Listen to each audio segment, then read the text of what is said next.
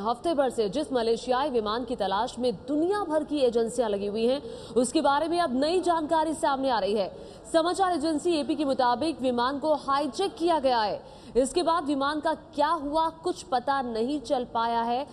बता दें आपको कि खबर ये आ रही है कि मलेशियन एयरलाइंस का ये विमान हाईजैक हुआ है और ये जो विमान था ये कुआलालंपुर से बीजिंग जा रहा था और कुल 239 लोग इस विमान में सवार थे। 12 चालक दल के सदस्य थे। लेकिन अब खबर ये आ रही है कि मलेशियाई विमान को हाईजैक किया गया है। हफ्ता भर बीत चुका है, अभी तक इस विमान का कोई पता नहीं है।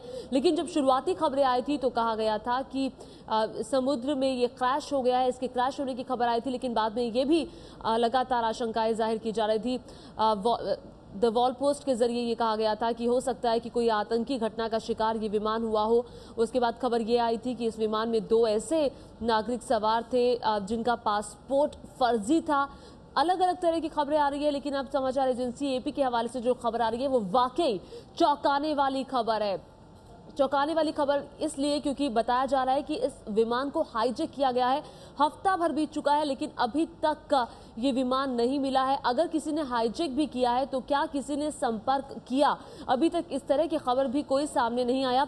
मेरे साथ मेरे वरिष्ठ सहयोगी किशोर आजवानी इस वक्त जुड़ गए हैं। किशोर, तरह तरह की खबरें इस मलेशियाई विमान के बारे में आ रही है, लेकिन अब जो खबर आ रही है वो वाकई चौंकाने वाली है। किस विमान को हाईजैक किया गया है? ऐसी आशंका जताई जा रही है और ये जो एपी रिपोर्ट कर रहा है, रिपोर्ट है कि एक पायलट जिसका एक्सपीरियंस शायद इसके हाथ से माना जा रहा है कि वो इस विमान को हाईजैक करके ले गया है। इसके पीछे हालांकि अभी आधिकारिक तौर पर कुछ नहीं कहा जा रहा है, लेकिन अगर इस चीज को रिपोर्ट ही किया जा रहा है तो जरूर अपने आप में बहुत ही चौंकाने वाली और बहुत ही चिंताजनक बात है कि कुछ मलेशियन एयरलाइंस ऑफिशियल यहाँ तक कह रहे हैं। जी, और इसकी खोज जो है, इसकी खोज क्योंकि इस तरफ जब से मुड़ी है भारत के आसपास की तरफ, अंडमान सागर की तरफ, बे ऑफ बंगाल की तरफ, बंगाल की खाड़ी की तरफ, तब से ये बात आना शुरू हुई है कि कुछ न कुछ है जो अधिकारी छुपा रहे हैं और फिर ऑफिशियल्स की तरफ से ये खबर आना अपने आप में कई कड़ियां जोड़ रहा है। जी, तो कुछ ना कुछ है जो अधिकारी छुपा रहे हैं। किशोर, इस वक्त हमारे साथ नीरज राजपूत भी जुड़ गए हैं, अंडमान से इस वक्त हमारे साथ मौजूद हैं। नीरज, भारतीय एजेंसियां भी लगातार लगी हुई हैं इस विमान को खोजने के लिए, वहां से क्या अपडेट मिल रहा है आपको? बिल्कुल ज्योति, जिस तरह से जो मलेशियन एयरलाइंस जो गायब हुआ है, कल जो रॉयल नेवी मलेशिया ने जो एक स्पेसिफिक इनपुट दिया था भारतीय नौसेना को, और उसमें कहा गया था कि इस बार जो सर्च एरिया है, जो क्योंकि कल तक जो सर्च एरिया था वो अंडमान सागर था, यानी कि अंडमान निकोबार के आसपास का जितना भी समुद्र है जो मलाइका स्ट्रेट यानी थाईलैंड और मलेशिया तक जाता है वहां तक हो रहा था।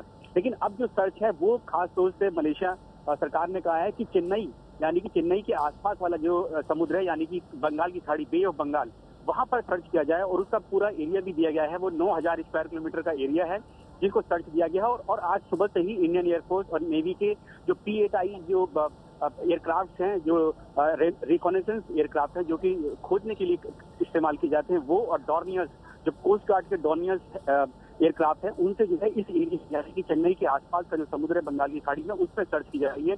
जबकि ये इन्फॉर्मेशन मिली है मलेशिया सरकार की तरफ से कि स्पेसिफिक एरिया दिया गया है चेन्नई के तट के आसपास, लेकिन अभी तक कोई जानकारी अभी तक नहीं मिल पाई है कि आखिरकार ये विमान गया तो गया कहाँ, क्या इसको हाईजैक किया गया। अगर हाईजैक किया गया है तो कहीं पर तो लैंड किया गया होगा, क्योंकि जो हमारी लगातार जो भारत की जो नौसेना है और एयरफोर्स और कोस्ट गार्ड के अधिकारी से बातचीत हो रही है, उसके मुताबिक अगर वो लाया भी गया है इधर अंडमान निकोबार की तरफ, उसको कहीं ना कहीं तो लैंड किया गया हो, इसकी कोई जानकारी अभी तक नहीं मिल पाई है। और इसीलिए इसको ढूंढने के लिए जोरों शोरों से भारतीय नौसेना, कोस्ट गार्ड और इंडियन एयरफोर्स लगी हुई है। जी, तो काफी जानकारी आप दे रहे हैं। किशोर आजवानी भी हमारे साथ लगातार बने हुए हैं। किशोर, इस बात की कितनी संभावना आपको लगती है, चूंकि आपने काफी सारे ऐसे इंसिडेंट्स भी देखे हैं, कि क्या वाकई इसको हाईजैक किया जा सकता है? अगर किसी ने हाईजैक किया होता तो शायद कोई फोन भी आता, कोई किसी से संपर्क भी करता।